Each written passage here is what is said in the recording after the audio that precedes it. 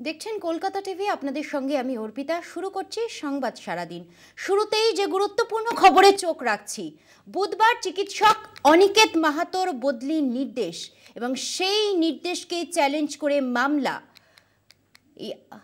বিস্তারিত জানবো, টেলিফোন লাইনে রয়েছেন আমাদের সাথে আমাদের প্রতিনিধি পীযূষ কান্তি নাগ। এ বিষয়ে আর কি তথ্য উঠে আসছে জানান আমাদের।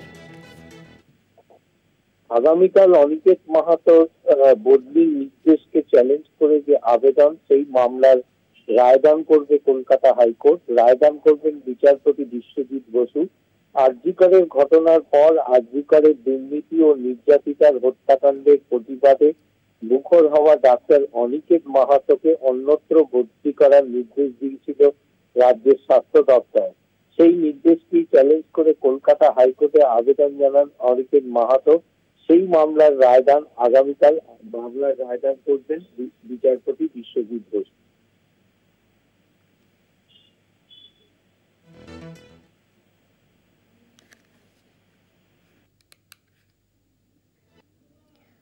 ধন্যবাদ জানাবো আমাদের প্রতিনিধি পীযূষ কান্তি নাগকে।